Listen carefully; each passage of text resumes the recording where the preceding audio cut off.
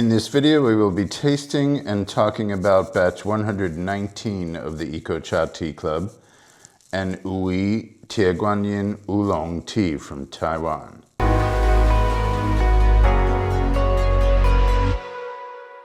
Batch 119 of the Eco-Cha Tea Club is an Wuyi Tie Guan Yin Oolong tea from Taiwan.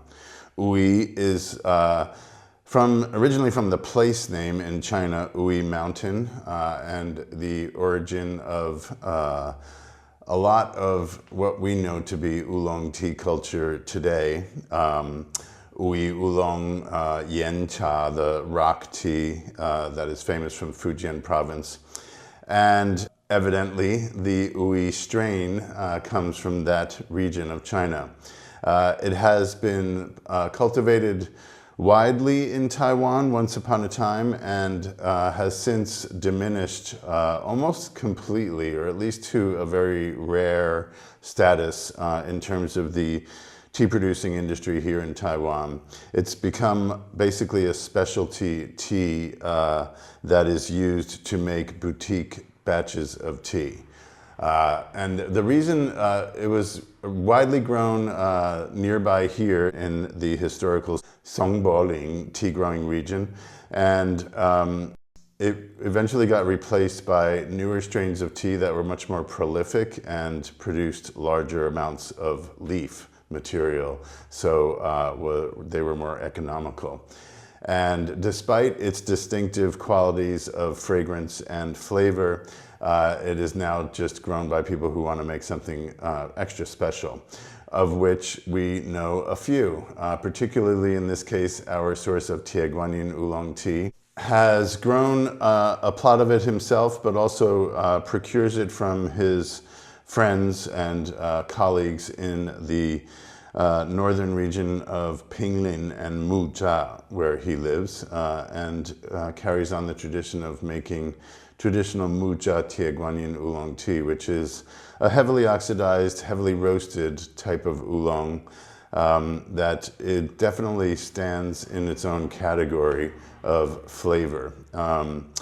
And in addition to the extensive processing that the leaves go through, there is one particular step in the process where the leaves, during their rolling process, so they've been through the cease oxidation and starting to be rolled and dried.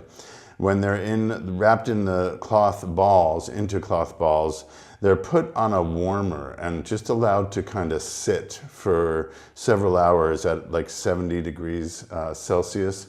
And it creates this sort of mild steaming effect that results in a tangy quality in the flavor profile.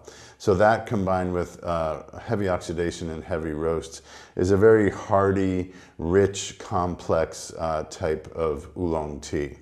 Oolong meaning partially oxidized tea, anything between green and fully oxidized black tea. Green being unoxidized and black tea being fully oxidized for all intents and purposes. This tea was rolled by hand. It did not undergo any of the compacting that is commonly used now. There are these compacting machines that basically expedite the rolling process and get the leaves into that tight nugget shape. But this guy, who basically does all the work himself once the leaves undergo solar withering and are in his micro factory. It's a very small setup that he has, and he just works the leaves on his own, maybe with the help of his wife and son, but works in very small batches. This batch amounted to less than 20 kilos total, and it's like days of work to produce that much tea after he buys the raw material from his friend. So we feel pretty privileged to be able to procure a tea like this.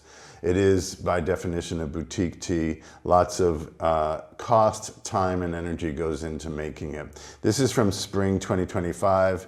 Extensively roasted several times for over 40 hours, and we tasted it a couple of months after it, well, I should say, we tasted it after it went through a couple of months of roasting and resting. and decided to procure it for the tea club. And we like to let our Tie Guan Yin rest for another half a year, if possible, for the roast to mellow out and to kind of get more of a balanced overall profile. Okay, I'm really wanting to drink tea now. So given that the leaves are rolled in a more traditional fashion, they're not super tightly rolled. This is what oolong tea looked like 50 years ago here, before the modern machines were created to make it a much easier job. So it's a very pretty appearance in the leaves, in the sense that they represent a handmade artisan kind of character to their shape. They're kind of not uniformly shaped, and that means that it's more by hand than by machine, basically speaking. And so they brew a little bit more quickly, and we wanted to really try to capture the complexity of this, the aromatic and flavor profile. So we went with a 1:17 ratio. This is about a 200 milliliter teapot. I put 11.75 grams in it, and I brewed it for 1 minute on the first brew, 50 seconds on the second brew after the leaves had hydrated and were ready to go, had been already kind of soaked. So 1 minute, 50 seconds, back up to 1 minute on the third brew, 1 minute, 15 seconds on the fourth brew, 1.5 minutes on the fifth brew, and 2 minutes on the sixth brew. Let's see what we got here.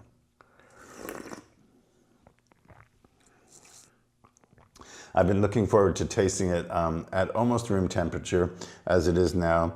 I brewed it earlier today and drank it while I was brewing it, so hot and steaming, which allows you to capture a lot more of the aromatic profile. That's a really interesting flavor. Especially coming out of the pot as the leaves are wafting. I got a lot of smoky leather, pipe tobacco, like some real deep kind of sap notes to the aroma coming off of the leaves. I thought of the word creosote, you know, that pine tar that's made from pine wood, I suppose. I don't think it's pine cones.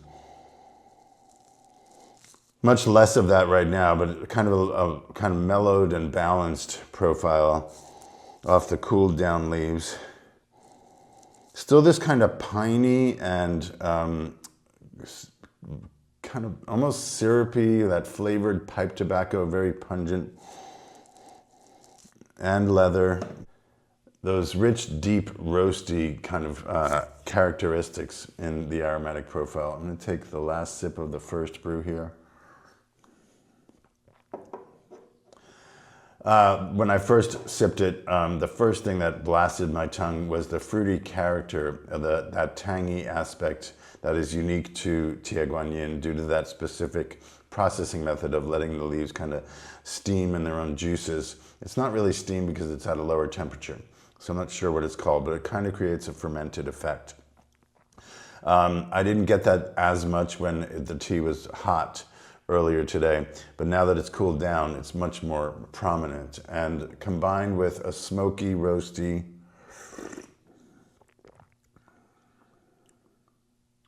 mineral sweetness.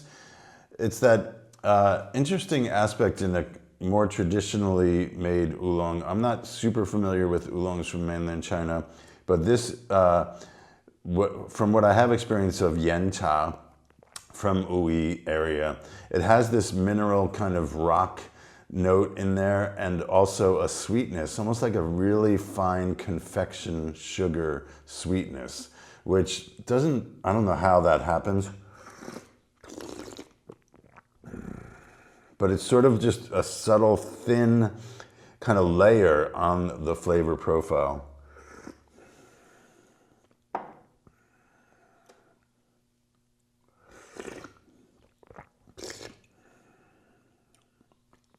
More mineral notes coming out. Mineral, smoky. So all that kind of aromatic complexity of smoky and leather and tobacco. It's all in the nose, like the actual smelling of the aroma of the tea. I don't really get that so much on the palate. Roasted, nutty.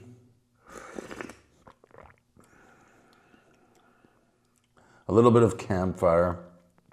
Definitely that heavy roast character, but it's so nicely balanced out with all this other complexity of tanginess, sweetness, mineral.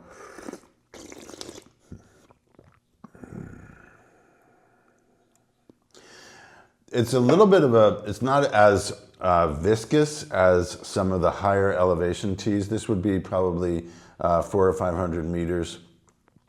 But the complexity to it, I think that's partially coming from the Wuyi leaves themselves. They just pack an aromatic punch. We've offered Wuyi tea made from the Wuyi strain as lightly oxidized, unroasted tea, heavily roasted, basically a sort of normal oolong, but extensively roasted from this area, Songboling area. We've offered a black tea made from Wuyi, which is really amazing as I remember it. And we offered this Tie Guan Yin made from Wuyi leaves once before, batch 81. I think it was about 3.5 years ago. And this is the second time we've procured it from the same source. The first time was from his own plot of Wuyi. This time it's from the tea plants are growing in Pinglin, which is about a half an hour from him. Nicely uniform throughout. That sweet smokiness is really special. I think I get more of the tangy character in the earlier brews, and then it kind of mellows into mineral, smoky, sweeter, with definitely a tangy finish after you swallow.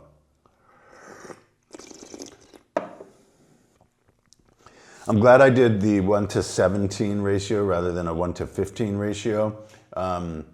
It allows for more complexity. Thou shalt not mute the complexity. I found myself telling myself. Because I always, as an oolong head, I want to put more leaves in the pot and get it stronger and more bold. But you definitely lose something and it becomes more concentrated and less interesting and complex. So that's what you get for a reward of not putting too many leaves in your pot. But you need to put enough. It's not like you want to go 1:25 or less in terms of leaves to water.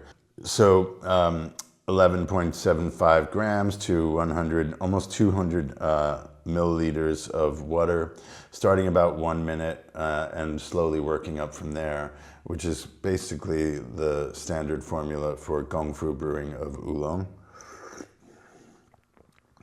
6th brew, still totally satisfying, not very different from brew 3 as far as I can tell. It's got a little more here.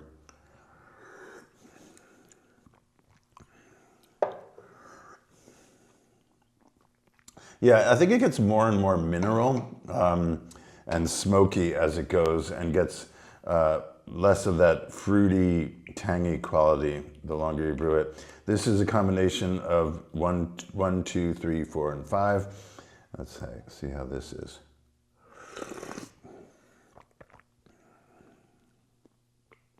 Always the best.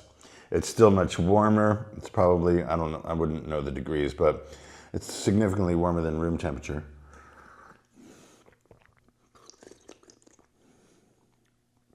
It feels thicker, all the combination. On the mouthfeel feels thicker to the point where my tongue is becoming immobilized and I cannot speak. Am I getting tea drunk? Probably.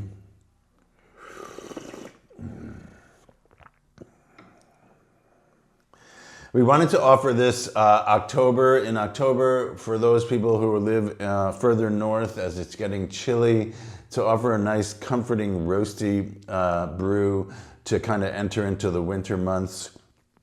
We'll probably offer another type of roasted tea to get us through the winter. I'm thinking that I'll try to sneak in another high mountain tea just to keep it fresh also. Hopefully we can, you know, when you have your tea club editions, you don't finish one by the time you get to the next. We did send September's for the US tea club members. You got your September Tea Club edition together with your October, since we were not able to ship to you in September. What a month it has been. Hopefully we're over all that and things are going to be more standard. We still haven't figured out the cost of shipping yet, but we're not going to worry about that, or at least we're not going to let it get in our way to get you tea. So you guys got September and October together. Thanks for being with us. This is October 2025, batch 119 of the Eco-Cha Tea Club and Wuyi Tie Guan Yin Oolong tea from Muzha, Taipei, Taiwan. Next month is the completion of 10 years of the tea club, and we got special tea coming your way to celebrate it. Thanks for being with us.